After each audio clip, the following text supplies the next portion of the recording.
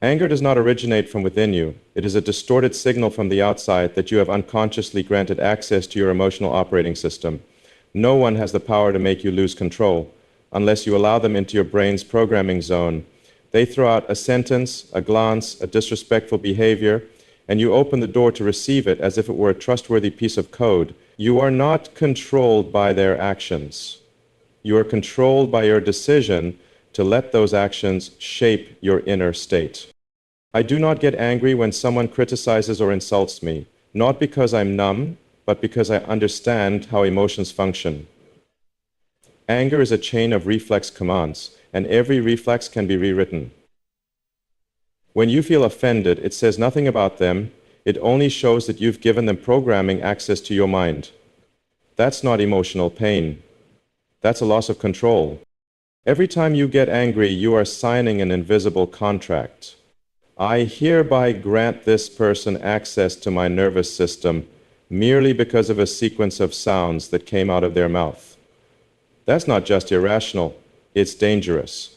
Because once anyone can type a few sentences and manipulate your state, you've turned yourself into an open interface, no firewall, no restrictions, no sovereignty.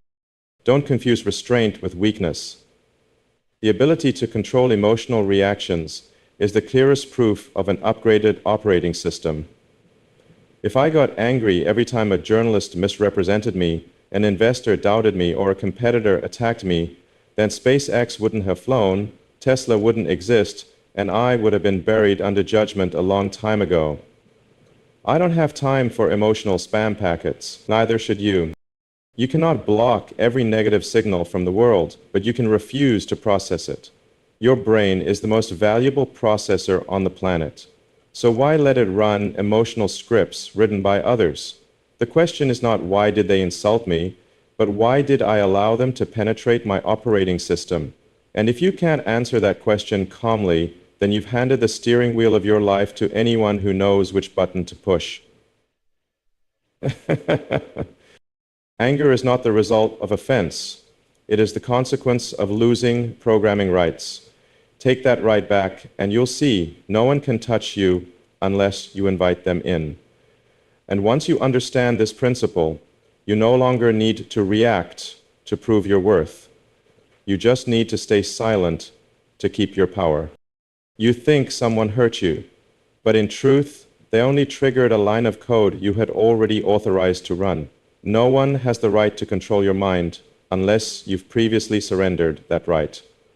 Any emotional manipulation from the outside can only exist if there's an open door within you. And if you haven't recognized that door, then you're being controlled without even realizing when you granted permission. Most people live as an open system.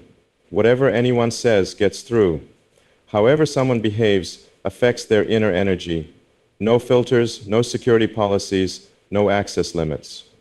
But you cannot live as a firewall-less device in this world, because just one person at the right time, hitting the right weakness, can hijack your entire internal system. I don't let anyone dictate my internal state, not because I'm immune to emotion, but because I redesigned my response interface from the core. In the early years of building SpaceX, I was mocked as a dreamer, ridiculed for not understanding aerospace, and dismissed by people stuck in outdated thinking. Had I let those judgments steer my behavior and emotions, I wouldn't have just lost time, I'd have lost the path I chose for my life. You need to understand this. Every time you react mechanically to others, you are living like a program triggered by external input. You're being controlled, not because they're powerful, but because you haven't installed control rights. An insult is just noise, but if you hear it as a command, you've mistaken the signal sender for the pilot. We live in a society where everyone can speak, but no one has the right to make you react. There is no external tool that can truly enter your inner world unless you've unconsciously let it. And if you find yourself angry, hurt, or out of control because of someone's behavior, stop asking, why are they like that? And start asking, where was I in my own system when they infiltrated? Self-control isn't about suppressing yourself, it's about redesigning operational authority. You are the only one authorized to program your emotions. If you haven't done that, then anyone who knows how to say the right sentence or hit the right weakness will take over the control panel right in front of you. I don't allow anyone to touch the navigation center of my inner world. Not because I don't care, but because I won't trade my long-term vision for a short-term provocation. Real strength doesn't lie in your ability to react. It lies in your choice not to. Because you don't need to. Because you've installed control. And that control isn't granted. It's guarded by you. Emotions are not destiny. They are reflex systems. And every reflex can be retrained. You were not born angry, anxious, or easily triggered. You merely became accustomed to reacting that way because it happened so many times. Your brain eventually accepted it as the default. But default is not optimal. And I never let my system operate on default settings. When someone interrupts you mid-sentence, you feel small. When they belittle you, you react as if your identity is under threat. But in truth, they have no power to determine your value. It's just that you set up your emotional system to jump like a switch being triggered. If you don't change the reaction mechanism, you will live like a remote-controlled device. Anyone who knows the button can operate you. I've witnessed incredibly intelligent people fail, not because they lacked ability, but because they couldn't regulate their emotions. A tense meeting, a negative news headline, a disrespectful remark from a colleague. They lose control not because of the situation, but because they've never trained their brain to respond deliberately. They react like wild instinct and then wonder why they feel so drained. You must understand, between stimulus and response there is always a gap. In that gap lies the freedom to choose. And that choice defines who you are. Reaction is not mandatory, it's a habit. And habits can be replaced. You only need to become aware of that moment between input and action, and then consciously reprogram the path from data to behavior. I wasn't born calm. I don't possess any divine ability over emotions. I simply understand that if I don't train the internal navigation system of my mind, I will always be at the mercy of external influences. And that is unacceptable for what I want to build. SpaceX could never exist if I let every rocket failure throw me off course. Tesla could never scale if I let market attacks derail my strategy. Emotions are an operating system, and like any system, it must be updated, optimized, and protected. If you don't teach your brain how to respond intentionally, it will react the easiest way possible through reflex. But you don't have to live as a reaction machine. You can train it to become a proactive, precise, powerful system. That doesn't require a miracle. It only requires discipline and awareness. And if you're truly serious about yourself, you'll realize emotions aren't something to live under. They're something to command. Every time you get angry, you are confirming that the other person has succeeded. They don't need to be right. They only need you to react. And if you react exactly as they expect, they don't just win, they've reprogrammed you. They control your mind like a hacked system, no root access needed, just a well-placed trigger. In the tech world, that's called an exploit. In personal life, that's what happens every time you lose control. I've faced countless attacks, personal, from the media, from the market, even from within. If I got angry every time I was misunderstood, attacked, or insulted, I would lose something more valuable than any victory: direction. Anger knocks you off axis. It doesn't solve problems. It just strips you of your own steering wheel. When I built Tesla, many called me insane. When I invested in SpaceX, they said I was throwing money into the void. If I reacted every single time, I wouldn't have the energy left to create anything that truly matters. Don't mistake reaction for strength. It's the symptom of manipulation. The weak need you to lose control, to feel powerful. They cannot lead, they can only provoke. And when you get angry, you're telling them, I've been activated. I'm no longer in control. That's their ultimate win. No logic needed, no proof, just a touch to your reactive nerve. Calmness is not indifference, it is superiority. It's when you realize that every burst of anger is a transaction you pay for with your focus, your clarity, and sometimes even your dignity. When you lose composure, You lose definition. You're no longer the decision maker. You become a reaction to a chain of stimuli you can't manage. I don't respond to every hit, not because I don't feel them, but because I know what deserves a response and what deserves silence. When you let someone pull you into emotional mud, you're giving up the altitude you've earned. And they know that. They don't need to win an argument, they just need to drag you down to their level.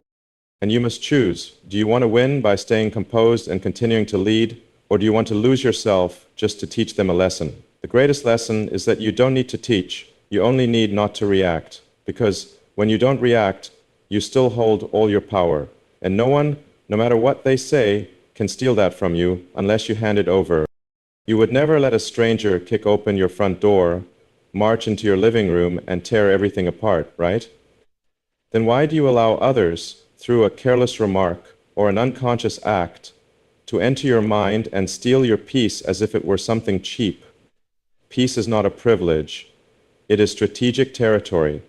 And if you don't protect it like a national asset, you will lose every advantage when facing the world.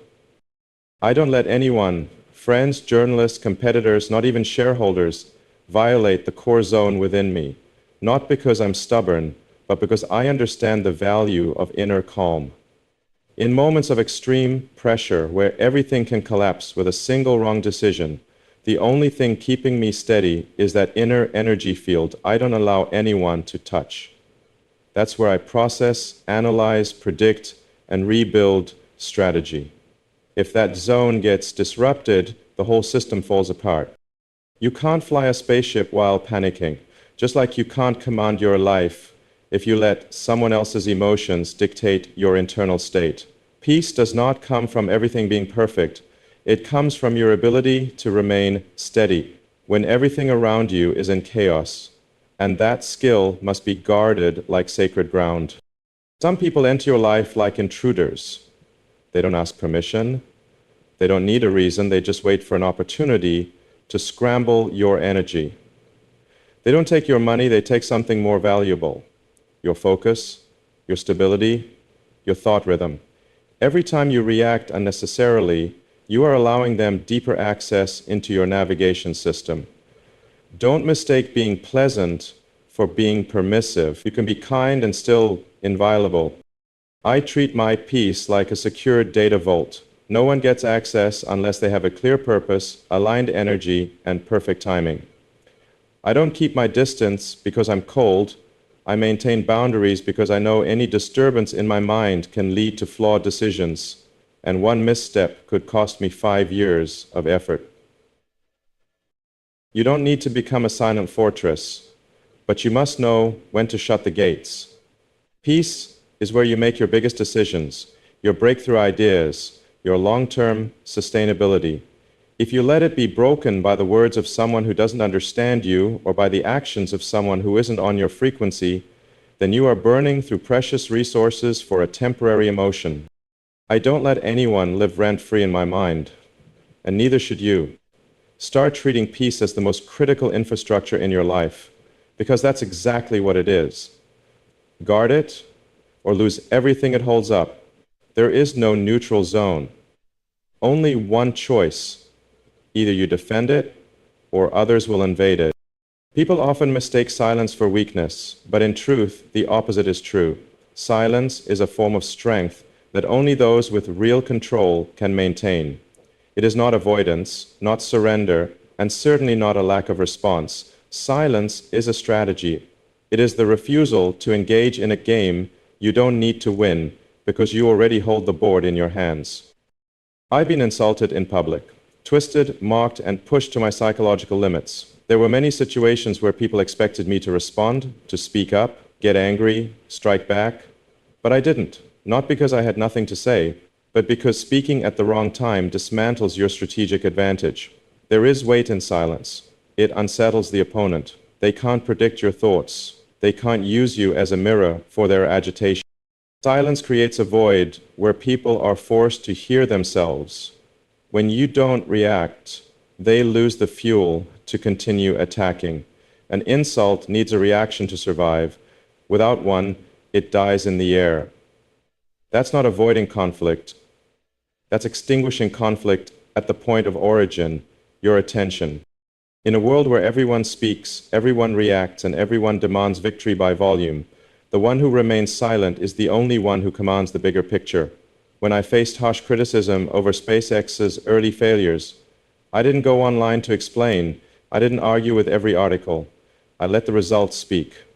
When Falcon 1 finally reached orbit, the silence before became the loudest sound. People don't need you to react, they need you to become unbalanced. Silence is a declaration that you are not easily led, that you don't need to prove your strength through petty skirmishes, and that makes you the most unpredictable variable in any confrontation. A person who angers easily is easy to control. A person who remains silent under attack is beyond anyone's navigation system. Silence is a weapon with no blast but immense penetration. It doesn't make you lose, it frees you from having to play small games. I didn't come here to win every match. I came to redesign the whole game. And to do that, I need space, I need energy, I need complete focus. The kind you only preserve when you don't waste it on reactions. Silence helps me hold on to all of it. You don't need to speak to be acknowledged. You only need to preserve your internal state in silence. That is the most powerful statement. I am here. I know exactly who I am. And nothing is important enough to drag me away from that position, not even a temporary provocation. Every reaction you give is a transaction, not in money, but in energy.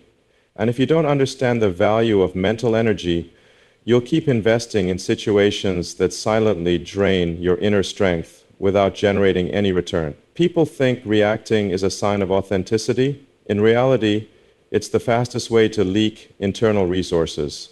You have only a limited amount of energy each day to focus, create, build, solve problems. Every time you get angry, argue, or let yourself be pulled into meaningless conversations, you're withdrawing capital from the goals that are truly worth living for.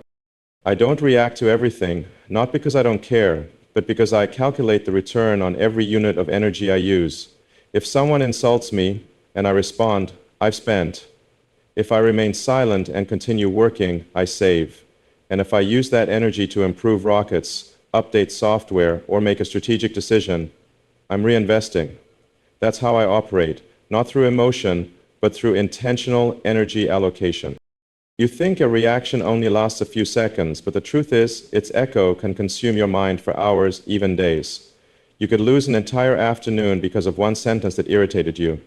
You're no longer living, you're responding. You're not creating anymore, you're defending. And everything around you starts to suffer. Your decision-making, your focus, even your biological state begins to shift. I've been publicly criticized for how I ran Twitter. People called for boycotts. Some spread false rumors. I didn't react.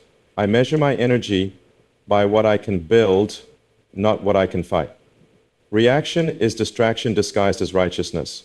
It makes you feel like you're doing the right thing, but in reality, you're being led. And the person leading you doesn't need to be right. They just need to knock you off your trajectory. Every time you react unnecessarily, you're spending energy like withdrawing cash just to burn it.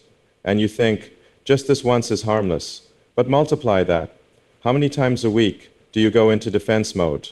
How many times a day are you pulled into dialogues that produce no value?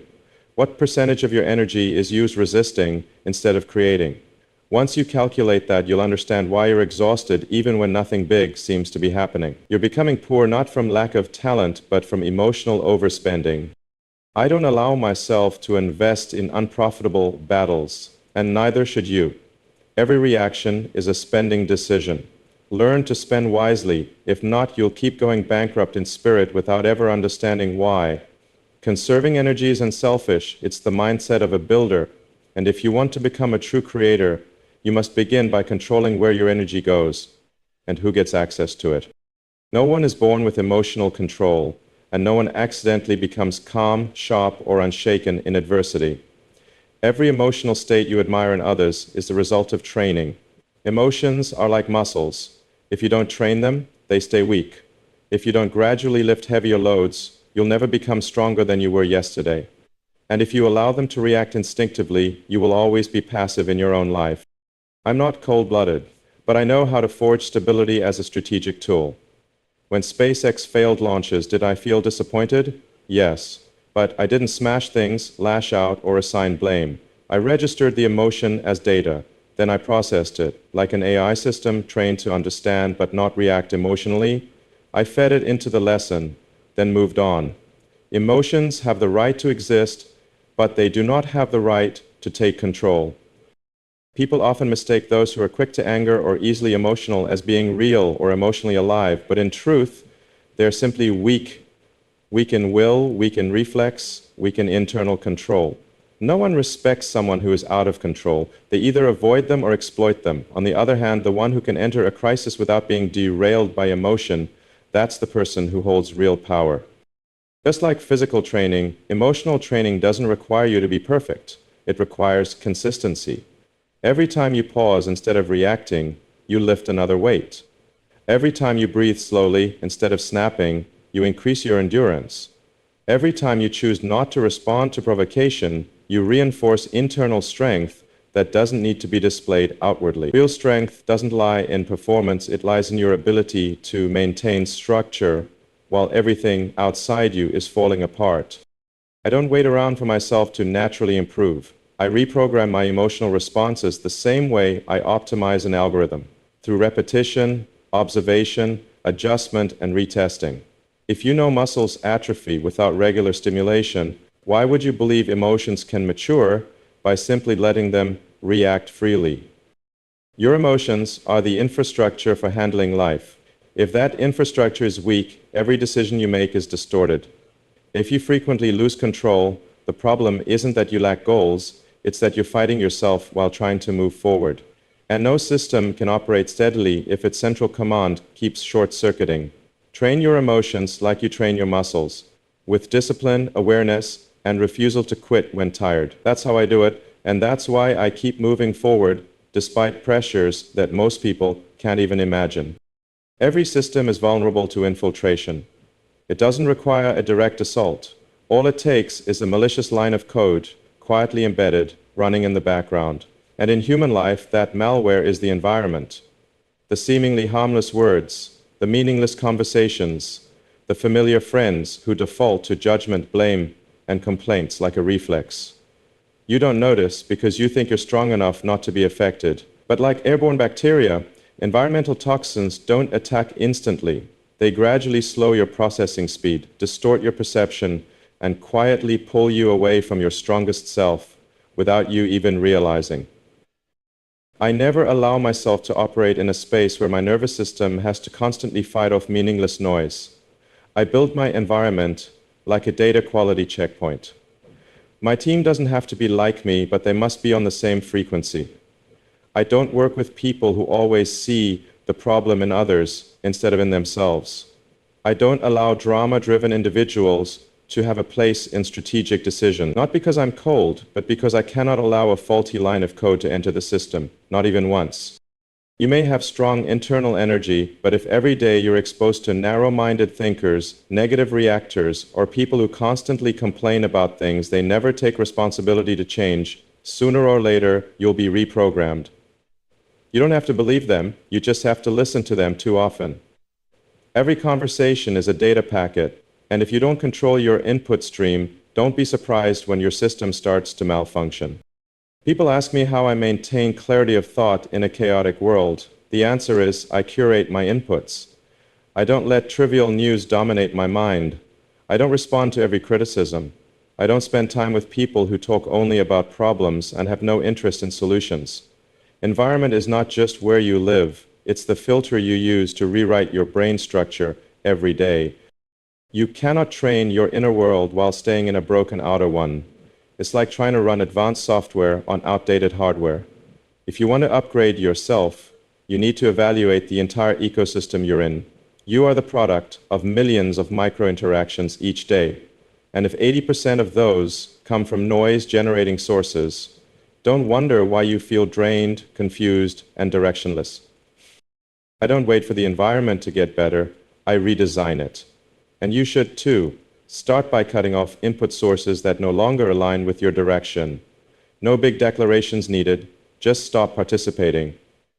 Malware doesn't spread without a platform to run on, and you have the right to deny being the platform for anything unworthy of operating inside the OS of your life. You don't need to react to prove your strength. You just need control. People are playing a dangerous game. They think reaction is action, that expressing emotions overtly is a sign of vitality, of being real, of not suppressing anything. But the truth is, the more you react, the more you lose self-command, the more predictable you become, and anyone who knows how to press the right button, be it a loved one, a rival, or a stranger, can control you without ever laying a hand on you. I've been placed in situations where a single wrong reaction could have collapsed an entire campaign. Not on social media, but in boardrooms, in funding rounds, in negotiations that shape